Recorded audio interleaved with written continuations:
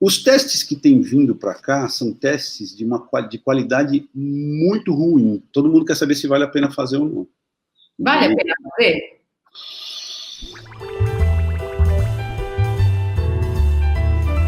Essa é uma conversa que eu vou ver se eu consigo resumir, né? Vamos por partes. Por exemplo, no meu caso, eu tive confirmado. Nesse caso, vale a pena? Na minha opinião, acho que não precisa fazer. Você está imunizada, essa imunização, pelo que a gente viu das outras doenças por coronavírus, a SARS-CoV-1, o SARS-CoV-1 e a MERS, você está imunizado 2 anos. Né? Então, daqui 2 anos já vai ter vacina, então você já pode tomar sua vacina e vai ficar boa. Os testes que têm vindo para cá são testes de qualidade muito ruim, e alguns não foram testados suficientemente para dar uma segurança para a gente em relação ao resultado.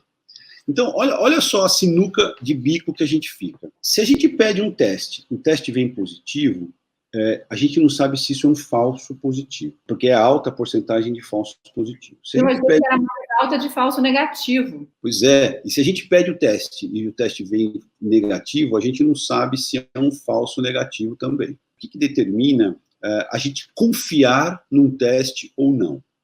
É uma coisa que os médicos chamam de probabilidade pré-teste. O que é isso? É o quanto que você tem de probabilidade, de chance de pertencer ao grupo positivo ou o quanto você tem de chance de pertencer ao grupo negativo. Por exemplo, vamos pegar você. Qual que é a sua chance de pertencer ao grupo positivo? 100%. Por quê? Porque a gente sabe que você teve a doença. Você teve quadro clínico compatível e você teve um teste que é super específico positivo. Quadro clínico compatível mais teste positivo é igual a doença, 100% de chance. Então, os exames que eu pedi para você, o que vier negativo, eu vou considerar que seja um falso negativo. Para meus filhos, por exemplo, que tiveram sintomas também, mas não fizeram o teste, mas conviveram comigo enquanto eu estava com sintomas. A chance deles terem pego é gigantesca, né? Mas não é 100% igual a você, porque eles não tiveram o teste confirmado. Uhum. Mas é muito grande, né? Mas aí que tá, o que eu queria dizer é o seguinte. Então, assim, quando você pede um teste, eu não estou sentindo nada, estou bem, vou pedir um teste. Entendeu? E não tem um dado epidemiológico como é o que você tem, ou não teve sintomas compatíveis, a chance maior de você pertencer ao grupo, na verdade a gente não sabe a qual grupo que você pertence, por isso que a interpretação do resultado vai ficar muito difícil, você entendeu? Então eu não sei se é falso positivo ou se é falso negativo, eu sei que o teste é ruim, e aí vem um valor lá positivo, mas quer dizer o que exatamente isso? Você não sentiu nada, tal? Será que eu entrei em contato? Será que eu estou imune? Não dá para saber. Não dá para saber. Essa é a grande questão. E nesse momento os testes estão caros, né? E ruins. E ruins. Pois é. Então, talvez não valha a pena mesmo fazer. Mas aí, sem fazer, como é que a gente vai saber quantos por cento da população já pegou, quantos por cento estão imunes, como é que a gente vai começar a ir embora dessa quarentena? Então, essa que é a questão. Por enquanto, o isolamento social é o que a gente tem. É a única coisa que a gente tem. Então, enquanto os testes não melhoram, enquanto eles não fazem mais testes, fica complicado. O Reino Unido comprou não sei quantos milhões de testes. Tudo da China? Tudo da China. Quando eles chegam os testes lá, eles foram, a Universidade de Oxford foi testar os testes. Ele fez o seguinte, pegou pessoas que já tinham tido Covid, confirmado, que nem você, e testaram. E aí foram testar e viram que dava uma quantidade gigantesca de falsos negativos. E eles fizeram o quê?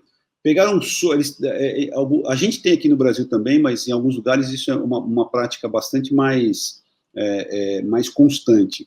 Eles têm soros de pacientes muito antigos. Eles guardam o sangue dos pacientes. Então, não teria como esse paciente ter Covid. Por quê? Porque não existia Covid naquela época, entendeu? Foram lá e testaram um monte de gente. Tinha alguns que davam positivo, você acredita?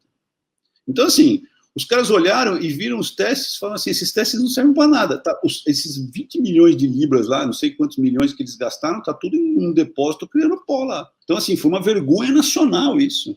A Espanha fez uma coisa parecida. O que tem vindo para cá são iniciativas de laboratórios específicos que foram trazendo, baseado em algumas indicações, eles foram trazendo e tal. Por isso que os testes eles são caros e são diferentes, tem vários tipos de testes. A primeira coisa que eu aconselho é você procurar um médico, né? Então, conversa com um médico, conversa com um infectologista, com um clínico, e aí pergunta para ele, o que você acha de eu fazer o teste? Aí a resposta, em geral, vai girar em torno do seguinte: eu preciso tirar uma história sua, saber se você teve algum tipo de sintoma compatível, uma história clínica, uma história epidemiológica. Eu preciso saber se você conviveu com alguém, e qual é o grau de certeza desse tipo, da infecção dessa pessoa, e qual foi o grau de contato que você teve, para eu conseguir tentar imaginar uma probabilidade pré-teste para você, para eu ter alguma coisa para eu me apegar após o resultado. Aí o resultado vindo positivo ou negativo, aí eu vou considerar, entendeu? E isso de um teste que seja realmente um teste fidedigno, que eu conheça direitinho a sensibilidade, a especificidade, enfim, todas essas variáveis que para nós são fundamentais, né?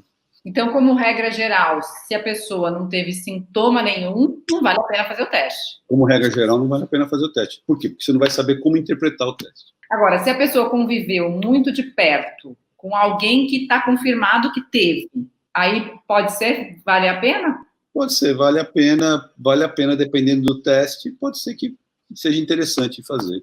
Mas depende dessa convivência, né? Se foi muito de perto, por exemplo, que nem seus filhos, que você está toda hora junto, eu acho que nesse caso não vale a pena fazer. Um teste bom, que seria interessante fazer. Agora, conviveu, está lá, né? Conversou, teve aula, enfim. Precisa conversar, precisa ver direitinho com o médico, especificamente caso a caso, porque senão fica difícil de interpretar.